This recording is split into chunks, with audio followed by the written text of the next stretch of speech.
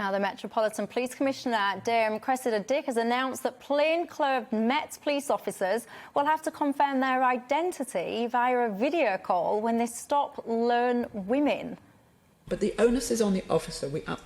What was trying to be explained at the press conference was, we understand that people may be feeling concerned now, and we, my officers, particularly my male officers, will want to reassure people, and they will go to every length they can to reassure people. Yeah, I mean, gosh, Wayne Couzens, he's got a lot to answer for, hasn't he? But anyway, giving evidence before the London Assembly Police and Crime Committee, Dame Cressida Dick said the new identity check will be introduced following the murder, of course, of Sarah Everard by Wayne Couzens. But I wonder, I mean, I ask myself, I mean, hopefully, I've got to be honest, I've got no reason to be stopped by undercover police after all. But if I did, I wonder, what would I be feeling about saying to them, can I make a video call to your control room to check that you are who you say you are? I think it's borderline bizarre behaviour.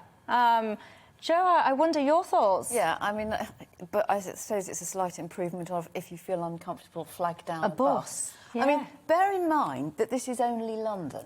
You know, this is the Metropolitan Police, Cressida Dick. OK, Wayne Couzens was a Met police officer. It is bonkers in so many ways because it's completely missing the point. You know, the big question, which I know she is going to try and address, is why was Wayne Couzens a police officer in the first place, when we knew, or we know now, that he had got form, if you like, he was nicknamed the rapist. He was reported by members of the public for flashing. You know, how does that person get on in the police? I think women will all only be reassured, and this has shaken people's confidence hugely. If you can't trust the police, I think the idea is that, you know, if somebody stops you, they call up and say, well, you know, you can now talk to Sergeant so-and-so, who'll confirm I am.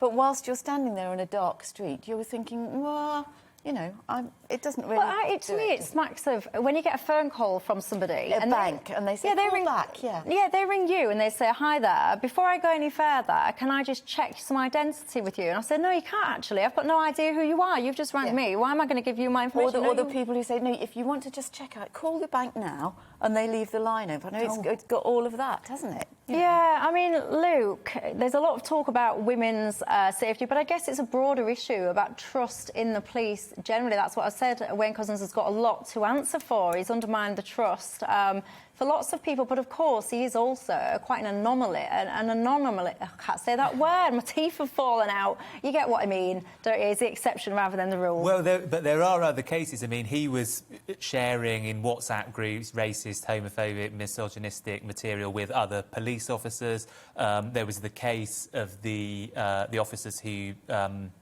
took selfies and shared them with the bodies of two female murder victims. So I think there is a sort of kind of an issue with, like, the corporate culture of the police that's really damaging to public trust, and sort of daft initiatives like the video calls aren't really going to help with that. The problem is the sort of culture of the police, and changing that so that the public can have a bit more faith in them. And so you're feeling that the police are going to solve problems, solve crimes, rather than create them. And take you seriously. You know, if you say, I've just been flashed at, I work in a fast food restaurant and this bloke's just driven past and flashed at me, it needs to be taken seriously. And it's this, oh, it's just a flasher, it's just a domestic, it's just a bit of banter. I'm afraid it is so deep-rooted, and institutionally, it would seem, within the Metropolitan Police and probably a lot of police forces.